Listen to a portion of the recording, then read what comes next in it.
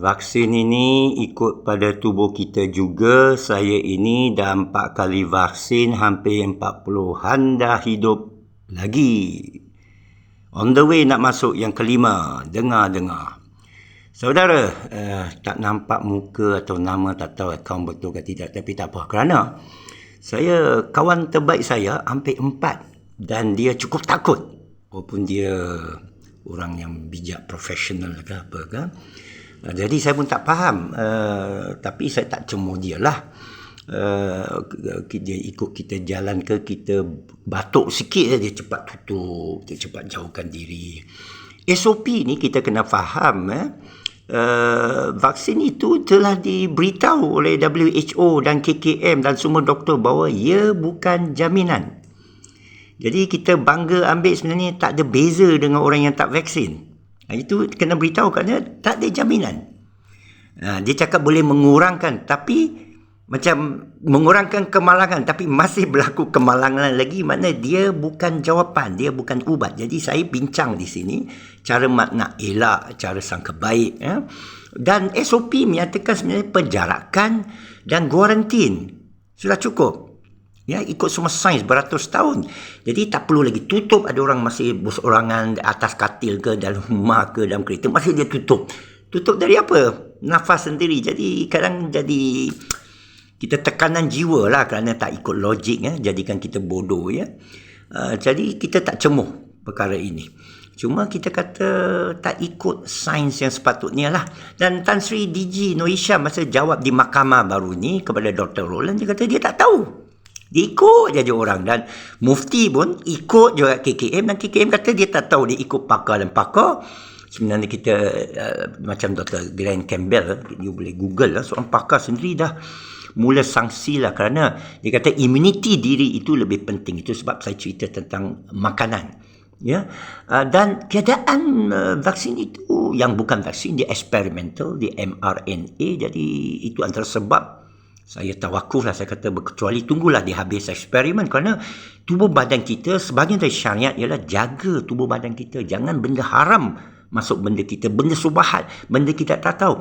Dia kata darurat, jaga SOP lah. Memang hari tu semua orang dikurung, saudara pun dikurung, dan bila dibuka, saya pun boleh jalan walaupun saya tidak bakar sinun, saya tidak dicucuk. Saya pergi Thailand tahun lepas, Laos, Vietnam, tahun ni China dengan Hong Kong baru ni. Bulan lepas saya balik, tidak ditanya, tak ada masalah. Jadi Alhamdulillah, kita hidup dan tenang. Itu yang penting. Ini yang saluran saya lah.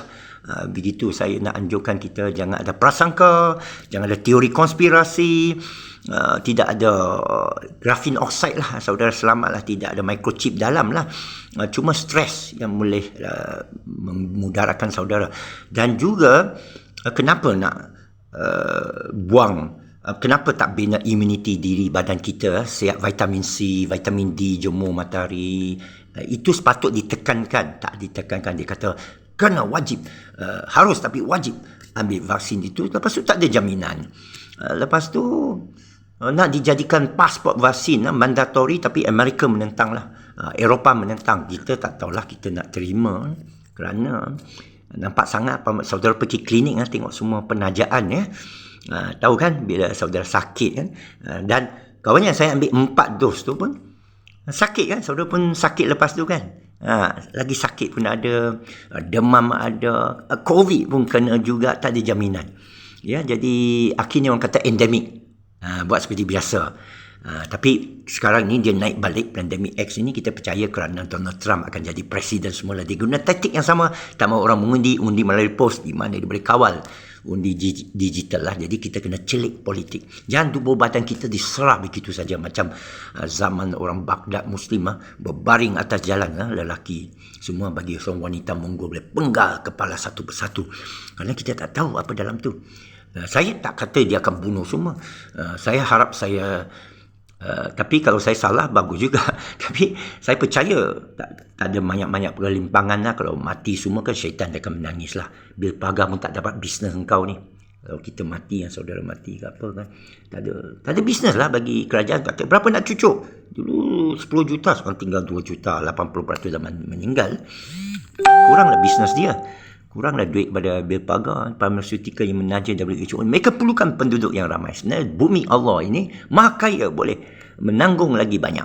Jadi saya bukan nak cuma saya nak terangkan bagi pembaca dan pengikut saya semua kenapa saya ambil keputusan tidak vaksin, dan saudara yang ambil keputusan vaksin kenapa? Kata ikut tubuh badan, apa body type anda. Ada dah buat ujian, you blood type apa? Adakah? Bila sains ini bermula, ada rujukan kita boleh baca bahawa body type kita, jenis body kita, bermakna body lain tu kenalah. Maknanya saudara mengaku dia ada kesan apa yang jaminan atau ujian untuk menapis mana yang sepatut, mana tak patut. Sebenarnya dia pukul rata, dia tak kisahlah you mengandung ke, you tua ke, nenek ke, tak pergi keluar, kita tahu mereka memaksa keadaan itu. Cuma saya nak beritahu siapa yang dipaksa itu, jangan takut, jangan bimbang. Rezeki anda di tangan Allah. Allah lah sebaik-baik penjamin. Hasbunallah ni'mal wakil, ni'mal maula ni'man nasir. Cukuplah Allah bagi kita. Siapa yang faham tu, beriman tu, dia memang itu bahasa paling tinggi tu daripada Nabi Ibrahim AS semasa diugut untuk dibakarnya hidup-hidup ya. Dan ni'man maula wa ni'man nasir, dialah yang memimpin seluruh alam ini, dialah pembantu. Dia pencipta kita, dan kepada dia kita kembalikan semua tubuh badan sel kita itu, dijadikan dia dengan sempurna. Kita yakin dengan ayat Allah dan diri Allah, dengan sains yang Allah berikan, bukan dengan hadis Google, hadis WHO, hadis KKM, Tedros, semua itu yang ditaja oleh bil pagar. Saudara ada Google, bil pagar dia untung, dia trillionaire lah. Jadi kenyataan saudara ini memberi saham kepada dia. Kita sebagai orang Islam mesti bersatu supaya memberi saham balik kepada kita. Itu sebab saya buat persian komputer nak menentang bil pagar punya. Dia SAP kan, saya buat ERP open source.